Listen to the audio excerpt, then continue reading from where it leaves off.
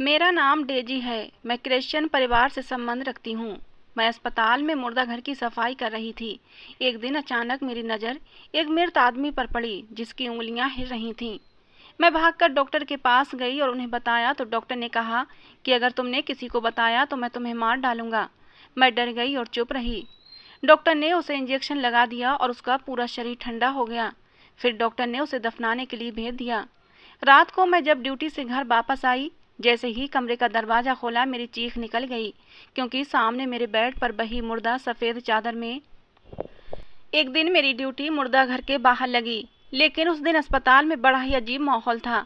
मुर्दा खाने के बाहर रोना पीटना नहीं था, बल्कि एक अजीब सी हलचल मची हुई थी।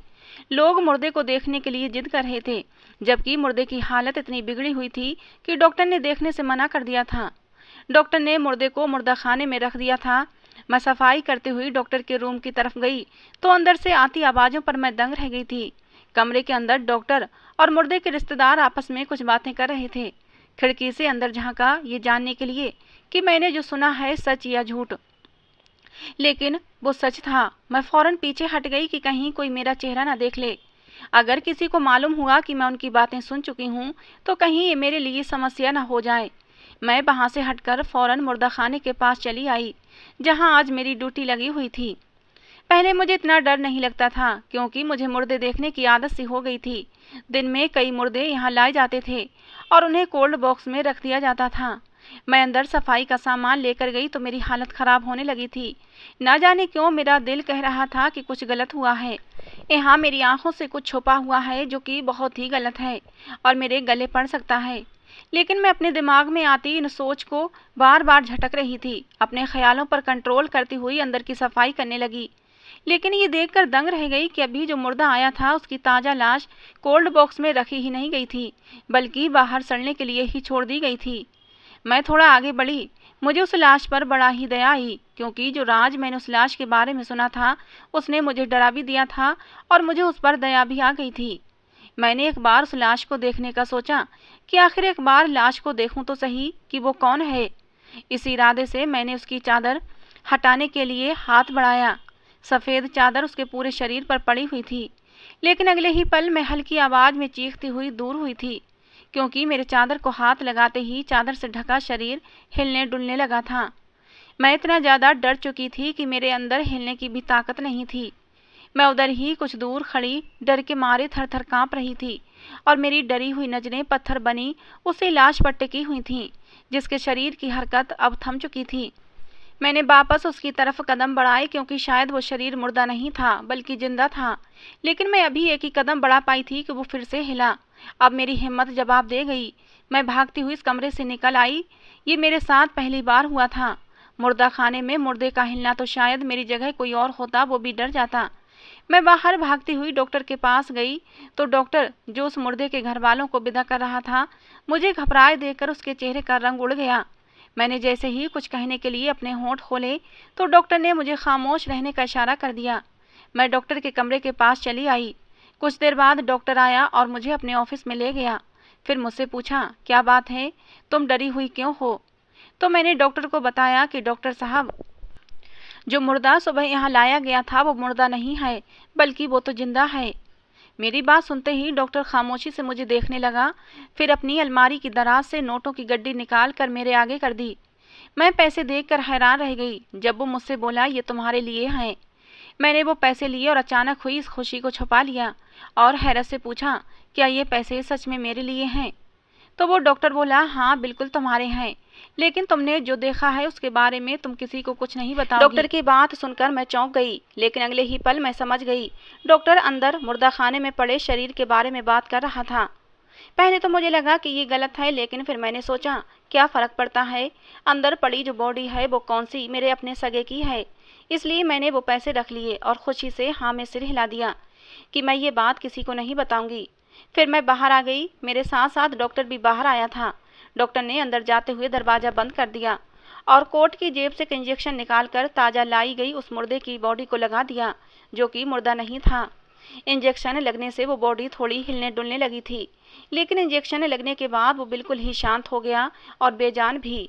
ये सब देखते ही मेरे तो हाथ पांव कांपने लगे थे और मेरे रोंगटे खड़े हो गए थे। मुझे तो कुछ समझ नहीं आ रहा था ये सब क्या हो रहा था। क्या डॉक्टर ने उसका खून कर दिया था? मैं अविश्वास से डॉक्टर को देख रही थी जब वो मुझसे बोला, तुम अब जल्दी से यहाँ की सफाई करो और अपनी आंखें, कान और जबान बंद रखो। मैंने फौरन हाँ में सिर हिलाया कि कहीं वो डॉक्टर मेरे साथ भी कुछ बुरा न कर दे। उसके बाद डॉक्टर ने फ़ोन करके किसी को बुलाया और 5 मिनट के बाद ही 2 मर्द अंदर आए और उस बॉडी को उठाकर ले जाने लगे। जब डॉक्टर ने कहा कि जिस जगह बोला है वहीं दफना के आना, मैं खामोशी से कांपते हाथों से काम करती रही। जब उस मुर्दे को वो लोग ले गए, मैं वहाँ की सफाई करके फ्री हुई और पैसे लेकर बाहर निकली और ड्यूटी ख़त्म होते ही घर के लिए निकल गई। मैं बहुत डरी हुई थी। पैसे ना भी मिलते तो भी मैं अपना मुंह बंद ही रखती, क्योंकि मैंने जो देखा था उसके बाद तो मेरे होश ही उड़ गए थे। मैं वापस अपने घर आई, ताला खोल कर अंदर दाखिल हुई, जल्दी से पैसे रखे और दूसरे कमरे में दाखिल हुई तो डर के मारे चीख निकल गई। मेरे रोंगटे खड़े हो गए थे, क्योंकि मेरे कमरे में मेरे ही बेड पर वही बॉडी। दोस्तों, मेरा नाम डेजी है। मैं एक क्रिश्चियन हूँ। मेरी उम्र 25 साल है। मैं अपने माँ बाप की इकलौती औलाद हूँ और अब इस घर में मेरे साथ कोई नहीं रहता, क्योंकि कुछ साल पहले ही मेरी माँ का देहांत हो गया है और पापा तो बचपन में ही छोड़कर चले गए थे। मेरी माँ का नाम टीना था। मेरे पापा को मेरी माँ से मोहब्बत हो गई थी। मेरे पापा मेरी मम्मी से 9 साल बड़े थे। दोनों एक दूसरे से मोहब्बत करते थे और शादी करना चाहते थे, लेकिन मेरे पापा के घर वाले शादी के लिए नहीं मान रहे थे, क्योंकि वो दूसरे धर्म की लड़की को अपनी बहू नहीं बनाना चाहते थे। लेकिन मेरे पापा संजय मेहरा मेरी माँ से मोहब्बत कर बैठे थे और इसीलिए घर वालों की मर्जी के खिलाफ शादी कर ली। मेरी माँ और पापा ने मोहब्बत की शादी की थी। मेरे पापा ने मेरी माँ को बहुत खुश रखा, हर तरह से मेरी माँ का ख्याल रखते थे, उनकी हर इच्छा पूरी करते थे। लेकिन शादी की शर्त के अनुसार मेरे नाना ने मेरे पापा से एक घर की डिमांड कर दी, क्योंकि इस शादी के खिलाफ तो मेरे नाना भी थे, लेकिन वो इस बात पर राजी हो गए थे कि शादी के बाद मेरे पापा उनके नाम एक घर करेंगे। शायद मेरे नाना कहीं ना कहीं अपनी बेटी के फ्यूचर को लेकर डरे हुए थे, इसलिए अपनी बेटी के फ्यूचर की सेफ्टी के लिए उन्होंने पापा से एक घर अपने नाम करवा लिया था। मेरे पापा बहुत ही पैसे वाले थे। शादी के बाद की ज़िंदगी बहुत ही अच्छी गुजर रही थी, लेकिन शादी के 2 साल तक भी मेरी माँ उम्मीद से नहीं हुई थी, तो इस बात को लेकर मम्मी और पापा दोनों परेशान रहते थे। डॉक्टर को दिखाया तो उन्होंने कहा कि परेशानी की कोई बात नहीं, जब भगवान की मर्जी होगी बच्चा हो जाएगा। लेकिन मम्मी को ज़्यादा ही परेशान थीं। लेकिन फिर कुछ समय गुजर गया और फिर मम्मी प्रेग्नेंट हुईं। मम्मी पापा दोनों ही बहुत खुश थे। पापा ने कहा कि मुझे बेटे की इच्छा है। ये सुनते ही मेरी माँ बिगड़ गईं और बोलीं, बेटा हो या बेटी क्या फ़र्क पड़ता है, ये तो भगवान की देन है। जो भी होगा हमें उससे मोहब्बत करनी चाहिए और उसकी अच्छी परवरिश करनी चाहिए। तो फिर पापा भी खामोश हो गए थे। बच्चा होने से पहले ही एक दाई ने बता दिया था कि मम्मी एक बेटी को जन्म देने वाली हैं, जिस पर पापा बहुत दुखी हुए थे। लेकिन फिर भी उन्होंने ये दिलासा कर लिया था कि अगली औलाद बेटा होगी। जब डिलीवरी का समय पास आया और मेरी मम्मी ने मुझे जन्म दिया, लेकिन मेरे जन्म लेने से पहले ही मम्मी का डिलीवरी केस बिगड़ चुका था, जिसकी वजह से बच्चेदानी निकालना पड़ी और डॉक्टर ने पापा को बताया कि वो कभी दोबारा माँ नहीं बन सकती। ये खबर पापा पर पहाड़ की तरह गिरी थी। पापा को बेटे की इच्छा थी, लेकिन बेटे की सबसे बड़ी इच्छा मेरे पापा की माँ की थी। मेरी दादी ने मेरे पापा को इसी शर्त पर माफ़ करने को बोला था कि अगर तेरी पत्नी बेटे को जन्म देगी उसके बाद ही तू अपनी पत्नी को घर लेकर आ सकेगा। पापा चाहते थे कि उनके बेटा हो जाए, जिससे कि वो अपने माँ बाप के साथ रहें। कुछ समय के बाद ही पापा ने मम्मी को ताने देने शुरू कर दिए। इसी बात को लेकर अक्सर मम्मी पापा के बीच लड़ाई हो जाया करती थी और फिर 1 साल के बाद ही पापा ने अपनी माँ की पसंद से दूसरी शादी करके मुझे और माँ को अकेला छोड़ दिया। लेकिन घर जो कि मेरे नाना ने पहले ही अपने नाम करवा लिया था, इसलिए घर मेरी माँ के पास ही था। नाना को लगा कि कहीं मेरे पापा वो घर किसी तरह हथिया ना लें, इसलिए नाना ने वो घर बेच दिया और फिर मैं और माँ दूसरी जगह जाकर घर लेकर रहने लगे। मेरे नाना ने बहुत जोर दिया कि मेरी माँ दूसरी शादी कर लें, लेकिन उन्होंने मेरी खातिर दूसरी शादी नहीं की। कुछ समय के बाद नाना भी हमें अकेला छोड़कर चले गए। मेरी परवरिश का सारा खर्चा मेरी माँ ने ही उठाया। वो एक जॉब करने लगी थीं। समय पर लगाकर उड़ गया और मैं बड़ी हो गई और ख़ुद एक स्कूल में पढ़ाने लगी। लेकिन उसी दौरान मेरे साथ कुछ ऐसा हुआ जिसने मेरी ज़िंदगी बदल दी। एक बहुत बड़ा तूफ़ान मेरी ज़िंदगी में आया, जो कि मेरी ज़िंदगी को उजाड़ गया। मेरा दुख मेरी माँ की जान लेकर ही छूटा। मेरी माँ इस दुनिया से चली गई, मुझे रोता और बिलखता छोड़कर। अब मैंने वो जगह भी छोड़ दी और दूसरी जगह किराए के मकान में रहने लगी। खर्चा बढ़ गया था। मैंने स्कूल में पढ़ाना भी छोड़ दिया था और दूसरी नौकरी तलाश की तो मुझे अच्छी तनख्वाह पर मुर्दा खाने में सफाई की नौकरी मिली। पहले तो मुझे ये नौकरी करने में थोड़ा डर लगा, लेकिन तनख्वाह बहुत अच्छी थी क्योंकि यहाँ पर काम करने को बहुत ही कम लोग तैयार होते थे। तनख्वाह ज़्यादा होने की वजह से मैं मान गई और वहाँ की सफाई करने लगी। जब मैं पहले दिन मुर्दे खाने में आई थी तो मेरे हाथ पैर कांपने लगे थे, पर ये एक दिन तो जैसे तैसे करके बड़ी मुश्किल से गुजार लिया था। यहाँ तक कि पहले दिन तो मुझे बुखार भी हो गया था। डॉक्टर को पता चला तो उसने समझाया कि अक्सर ऐसा होता है, कुछ दिन में तुम ठीक हो जाओगी, तुम्हें आदत लग जाएगी काम करने की। लेकिन अक्सर ही ऐसा होने लगा था कि वहाँ पर लाए जाने वाले मुर्दों को देखकर मेरी तबीयत खराब हो जाती, मेरा दिल बहुत ज़्यादा घबराता। लेकिन फिर धीरे धीरे आदत हो गई मुर्दों को देखने की और फिर मैं आराम से नौकरी करने लगी। और अब ये अजीब हादसा हुआ कि एक लाश मुर्दे खाने में लाई गई। उस लाश के घर वाले उस लाश को मांग रहे थे, पर उन्हें लाश नहीं दी गई, जबकि वो तो लाश थी ही नहीं, वो तो जिंदा इंसान था। लेकिन फिर डॉक्टर ने पैसे देकर मेरा मुंह बंद करवा दिया और फिर उस इंसान को मार दिया। और फिर मैं जब मुर्दा खाने की ड्यूटी करके घर वापस आई तो फिर जो मैंने देखा, मेरे पैरों तले से ज़मीन निकल गई, क्योंकि वही मुर्दा खाने की बॉडी जिसको डॉक्टर ने इंजेक्शन लगाया था वो मेरे बेड पर लेटा हुआ था। उसके ऊपर अभी तक चादर ढकी हुई थी। उसके एक तरफ एक डॉक्टर और आदमी खड़ा था। मैं बहुत ज़्यादा डर गई थी और बाहर भागने लगी कि लाश को तो कब्र में होना चाहिए था, ये मेरे बेड पर क्या कर रही है, ये डॉक्टर और आदमी मेरे घर में कैसे आए। मैं बाहर भागने ही लगी थी कि उस डॉक्टर ने मुझे पकड़ लिया और बोला तुम यहाँ से नहीं भाग सकती। मैं चिल्लाने लगी तो उन दोनों ने पकड़कर मुझे कुर्सी पर बिठाकर मेरे हाथ बांध दिए। मैं रोने लगी तो वो बोले हम तुम्हारे साथ कुछ नहीं करेंगे, रो मत। जबकि मैं तो डर के मारे कांप रही थी। जब डॉक्टर ने कहा देखो ये आदमी जिंदा है और हमें आगे भी इस आदमी को जिंदा रखना है, इसलिए इसे तुम्हारे घर में रखा है क्योंकि यहाँ पर सुरक्षित है। उसकी बात सुनते ही मुझे गुस्सा आया तो वो बोला हम पहले से ज़्यादा तुम्हें और पैसे देंगे। तो मैं इस बार साफ मना कर दिया कि मुझे पैसे नहीं चाहिए, मुझे इन सब बातों से दूर रखो। तो वो डॉक्टर बोला तुम चाहे पैसे ना लो लेकिन काम तो तुम्हें फिर भी करना पड़ेगा। डॉक्टर की बात सुनते ही मैं डर गई। डॉक्टर ने फिर कहा कि तुम्हें इस आदमी को अपने घर में रखना पड़ेगा और ज़रूरत के सारे काम करने हैं। बाकी इस आदमी के साथ एक डॉक्टर और एक आदमी रहेंगे और गलती से भी इस आदमी के कमरे में नहीं जाओगी। डॉक्टर की बात पर मैं ठिठक गई कि मैं क्यों उस आदमी के कमरे में नहीं जा सकती और क्यों उसकी शक्ल नहीं देख सकती, बल्कि मेरे अंदर तो उत्सुकता बढ़ने लगी थी कि आखिर वो आदमी है कौन। लेकिन डर इतना ज़्यादा था कि मैंने फ़ौरन हाँ में सिर हिला दिया। जब उस डॉक्टर ने कहा अगर तुमने किसी को भी कुछ भी बताने की कोशिश की तो मैं तुम्हें छोड़ूंगा नहीं और तुम्हें हमेशा के लिए इस दुनिया से दूर भेज दूंगा। मैं बहुत ज़्यादा डर गई थी, इसलिए मैं मान गई। उस डॉक्टर ने मेरे हाथ पैर खोल दिए और चला गया, जबकि मैं बहुत ज़्यादा परेशान हो चुकी थी। मुझे ये भी जानना था कि आखिर वो आदमी है कौन। दिन गुजरने लगे, डॉक्टर उसका इलाज करते रहते। मुझे कमरे में जाने की इजाज़त नहीं थी। सिर्फ उस समय कमरे के दरवाजे तक जाती जब वो लोग मुझसे कोई चीज़ मांगते थे। ऐसे ही करते करते एक हफ्ता हो गया था और उस आदमी को होश भी आ गया था, लेकिन अभी तक मुझे अंदर जाने की अनुमति नहीं थी। एक दिन आधी रात के समय मेरी आँख खुली तो मैंने बाहर आवाज़ सुनी। मैं कमरे से बाहर निकली तो देखा जो गार्ड उस आदमी के पास हमेशा रहता था वो बाथरूम जा रहा था। उसके बाथरूम जाते ही उस आदमी के कमरे में मैं गई तो देखा कि वो आदमी बेड के दूसरी तरफ करवट लिए सो रहा था। मैं धीरे से आगे बढ़ी और धड़कते दिल के साथ जैसे ही उस आदमी की शक्ल देखी तो मेरी सांसें रुक गईं, क्योंकि वो आदमी कोई और नहीं बल्कि वो तो मेरा जब मेरी माँ जिंदा थी और हम दोनों साथ साथ खुशी से रहते थे और मैं एक स्कूल में पढ़ाने लगी थी। उस समय मैं जिस स्कूल में पढ़ाती थी वो स्कूल बहुत बड़ा था, पर मेरी शिक्षा ज़्यादा नहीं थी, इसलिए सबसे छोटी क्लास की टीचर के लिए मुझे लिया गया था। मेरा काम भी बच्चों को पढ़ाना नहीं बल्कि बच्चों को संभालना होता था। वहाँ एक बहुत ही प्यारी सी बच्ची थी जिसका नाम एलिस था। वो बहुत ही मासूम और प्यारी सी बच्ची थी। मुझे उस बच्ची के सबसे करीब जो चीज़ करती थी वो ये थी कि उसकी माँ नहीं थी।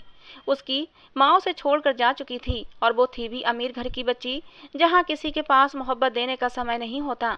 मुझे उस बच्ची पर बहुत दया आती थी और वो मुझे अपनी अपनी सी लगने लगी थी। मैंने उससे दोस्ती कर ली, वो भी मुझसे बहुत ज़्यादा घुल मिल गई थी। एक दिन अचानक स्कूल में उसके पापा आए और मैडम के सामने मेरा नाम लेकर पूछा तो मैडम ने मुझे उससे मिलवाया। मैं डर गई कि कहीं इस बात पर ऐतराज़ न हो कि मैं उनकी बच्ची से दोस्ती की है। मैं डरते डरते प्रिंसिपल के ऑफिस गई तो देखा वहाँ एक खूबसूरत नौजवान बैठा हुआ है। उसने मुझे देखते ही मैडम से मुझे अकेले में बात करने के लिए कहा। पहले तो मैडम को ऐतराज हुआ, लेकिन उस आदमी की जिद पर वो मान गईं। मैं परेशान थी कि न जाने उसको मुझसे क्या बात करनी है, जबकि वो भी कुछ परेशान सा लग रहा था। जब उसने कहा, मेरा नाम डेविड है और मैं आपसे शादी करना चाहता हूँ। मैं तो एकदम सदमे में आ गई थी कि इतना खूबसूरत, स्मार्ट और अमीर आदमी मुझसे क्यों शादी करना चाहता है। तब उसने कहा कि मैं अपनी बेटी के लिए एक दोस्त और मोहब्बत करने वाली औरत चाहता था, इसीलिए मैं तुमसे शादी करना चाहता हूँ, क्योंकि तुम मेरी बेटी की बहुत ही अच्छी दोस्त हो और उससे बहुत ही मोहब्बत करती हो। डेविड ने मुझसे कहा कि शादी के बाद मैं तुम्हारी माँ का भी पूरा खर्चा उठाऊंगा और तुम्हें पत्नी होने का पूरा सम्मान और हक दूंगा। मैं परेशान हो गई, मुझे समझ नहीं आ रहा था कि मैं क्या कहूँ। उस आदमी ने मुझे सोचने का थोड़ा समय दिया। मैंने घर आकर अपनी माँ को सब कुछ बताया, तो मेरी माँ ने भी मना कर दिया कि इतने बड़े घर के लोगों में मत जाना, ये लोग दौलतमंद बहुत ही मतलबी होते हैं। मैं माँ की बात मान गई और डरकर नौकरी भी छोड़ दी। अभी एक ही हफ्ता निकला था कि पता निकलवा कर डेविड अपनी बेटी को लेकर मेरे घर आ गया। मैं डर गई, पर उसने आकर मेरी माँ से बात की, उनसे जिद की, तो फिर मेरी मम्मी को मानना पड़ा और फिर मेरी शादी डेविड से हो गई। वो मुझे अपने साथ अपने घर ले आया। एलिस भी बहुत खुश थी, लेकिन मैं कुछ डरी हुई थी। उसके घर में बहुत सारे लोग थे। मेरे सास ससुर तो जिंदा नहीं थे, पर उनके ताया चाचा वगैरह थे और मुझसे मिलकर कोई भी खुश नहीं हुआ था। बल्कि मेरे पति डेविड को बातें सुनाई थीं कि किसी सड़क छाप को उठाकर घर ले आए हो। लेकिन डेविड ने उन्हें डांट कर चुप करवा दिया और मेरा हाथ पकड़कर मुझे कमरे में ले आया और मुझसे कहा कि तुम किसी की बात पर कान मत धरना, सिर्फ मेरी बेटी का ध्यान रखना। धीरे धीरे हमारी जिंदगी बहुत ही खुशी से गुजरने लगी थी। मेरा पति भी बहुत ही अच्छा था। वो मेरा बहुत ही ध्यान रखता था, मेरी हर बात मानता था, मेरी सारी इच्छाओं को पूरा करता था। मैं भी उसकी बेटी एलिस का बहुत ध्यान रखती थी। दोस्ती तो मेरी पहले से ही थी उससे, अब तो मैं उससे और भी ज़्यादा प्यार करने लगी थी। एलिस भी मुझसे बहुत प्यार करती थी, लेकिन डेविड की तरफ से मैं थोड़ी चिंतित रहती थी। वैसे तो डेविड बहुत ही अच्छा था, लेकिन वो बहुत ही कम बात करता था। मैं जानती थी कि उसने मुझसे शादी सिर्फ अपनी बेटी के लिए की थी। उसने तो शादी के पहले ही दिन मुझसे कह रखा था कि मैं तुमसे कुछ नहीं मांगता, सिर्फ वो दो चीज़ों के अलावा, मेरी बेटी के साथ वफादार रहना, उसका ध्यान रखना, और दूसरी बात, मेरी भी वफादार रहना, मुझे कभी धोखा मत देना। इतना कहते कहते उसने मुझे धमकी भी दी थी, अगर तुमने किसी और के साथ किसी भी तरह के कोई संबंध बनाए तो मैं तुम्हें जान से मार दूंगा। मुझे भला क्या इतराज हो सकता था।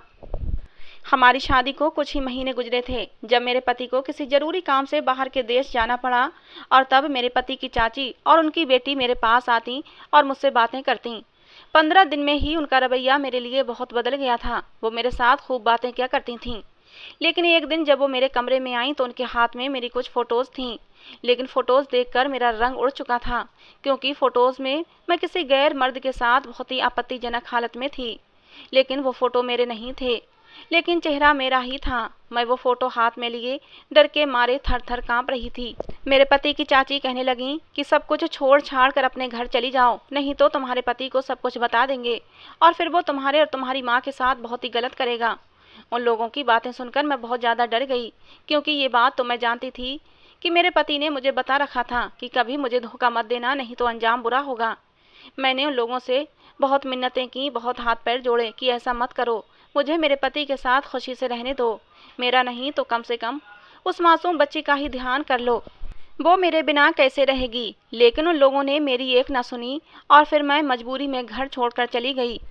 उन लोगों ने ये भी शर्त रखी थी कि जिस घर में तुम अभी रहती हो वो घर भी छोड़ देना। मैंने घर जाकर मम्मी को सारी बातें बताईं तो वो भी डर गईं। हमारे आगे पीछे तो कोई था नहीं, हम अकेली दो औरतें किस किस का मुकाबला करते। फिर हमने घर बदल दिया। वो समय हमारे लिए बहुत ही मुश्किल था। मेरी ज़िंदगी उजड़ चुकी थी। मेरी वजह से मेरी माँ की तबीयत भी ख़राब रहने लगी थी और फिर वो मेरे गम को लिए इस दुनिया से ही चली गईं। मैं बहुत दुखी थी, लेकिन धीरे धीरे खुद को संभाला और फिर से नौकरी की तलाश शुरू कर दी। और इस बार जो हुआ वो मेरे हाथ पैर फुला गया था, क्योंकि सामने बेड पर मौजूद इंसान कोई और नहीं बल्कि मेरा पति था। मैं सांस रोक के उसके सामने खड़ी थी जब अचानक से उसने आंखें खोल दी। मेरी आंखों से आंसू बह रहे थे और मैं वहीं उसके सामने जमकर खड़ी हुई थी। मेरे पति का सर पट्टी से जकड़ा हुआ था, वो खड़े होने की हालत में नहीं था। वो मुझे वहीं से लेटे लेटे देख रहा था और फिर इशारे से मुझे पास आने के लिए कहा, लेकिन मैं वहीं खड़ी रही और रोती रही। तब तक गार्ड आ गया था और मुझे अंदर देखते ही भड़क गया। इससे पहले कि वो मुझे बाहर निकालता, मेरे पति ने उसे बाहर जाने को कहा और फिर मेरे पति ने मुझे अपने पास बुलाया तो मैं धीरे धीरे चलते हुए उसके पास चली आई।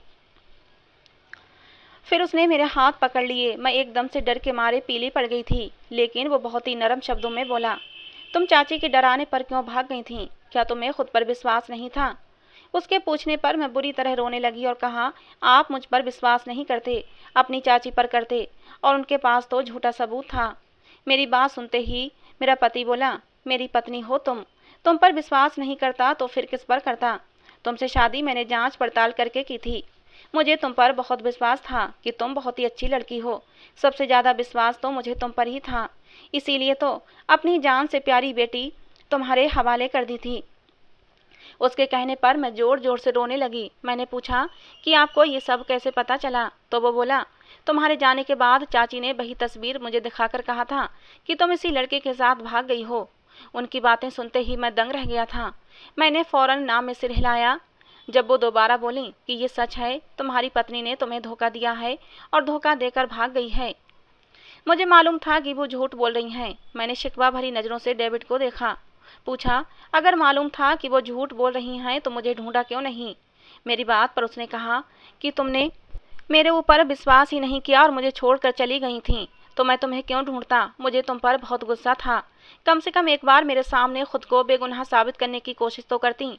उसकी बात सुनकर मेरी आंखों से आंसू और भी तेजी से बहने लगे, तो वो मेरी आंसू अपने हाथों से साफ करने लगा। मैंने डेविड को बताया कि मेरी माँ का देहांत हो चुका है और मैं अकेली हो गई हूँ।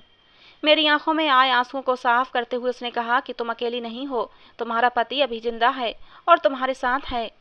फिर मैंने उससे पूछा कि ये सब क्या है, आपकी ये हालत कैसे हुई?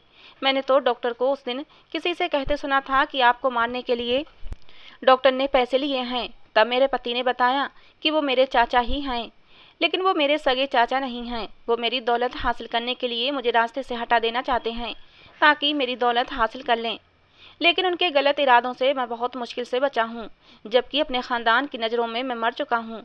मेरी तो कब्र भी नकली बन चुकी है। अपने पति की बात सुनते ही मैं रोने लगी तो उसने कहा कि परेशान मत हो, सब ठीक हो जाएगा। ठीक होते ही मैं लोगों से निपट लूँगा।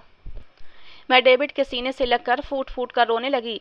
डेविड ने मेरा सर सहलाकर मुझे तसल्ली दी। इतने दिनों का अकेलापन, तन्हाई, डर, सब कुछ आंसुओं में बह गया था। डेविड के गले से लगकर मुझे सुरक्षा का एहसास हो रहा था। दिल में सुकून उतर गया था कि मेरा भी कोई अपना है। मैं जी जान से डेविड की सेवा में लग गई। वो डॉक्टर भी डेविड से मिलने आया था, जिसने मुझे मुंह बंद रखने के लिए पैसे दिए थे। जब उसे सच्चाई पता चली कि मैं ही डेविड की पत्नी हूँ तो वो भी बहुत हैरान हुआ था। अब उस गार्ड को मैंने और डेविड ने मना कर दिया और मैं ही डेविड की देखभाल करती हूँ। मेरी सच्ची मोहब्बत, लगन और मेरी सेवा से डेविड कुछ ही दिनों में ठीक हो गया और फिर डेविड मुझे लेकर घर पहुँच गया। डेविड के चाचा ये सब देखकर हैरान रह गए थे। डॉक्टर की गवाही देने पर वो सब लोग जेल में जा चुके हैं। प्यारी सी एलिस मुझे और अपने पापा को देखते ही खुशी से चहक पड़ी थी, लेकिन उसके चेहरे पर वो पहले जैसी ताजगी और रौनक नहीं थी। शायद उसके साथ भी बहुत जुल्म हुआ था। मैंने कसकर एलिस को गले से लगा लिया था। एलिस भी मम्मा पापा कहते हुए हम दोनों से लिपट गई थी। अब मैं अपनी बेटी एलिस के साथ और अपने पति डेविड के साथ खुशी खुशी ज़िंदगी गुजार रही हूँ। तो दोस्तों, आज की हमारी ये कहानी आपको कैसी लगी ज़रूर बताना। हमारी कहानी को लेकर आपकी क्या राय है ज़रूर बताया करें दोस्तों। इससे हमें पता चलता है कि आपको हमारी कहानी पसंद आ रही है या नहीं। हर रोज़ एक नई कहानी सुनने के लिए हमारे चैनल को सब्सक्राइब करें। कहानी को अंत तक सुनने के लिए आप लोगों का बहुत बहुत धन्यवाद दोस्तों। मिलते हैं अगली किसी नई कहानी में।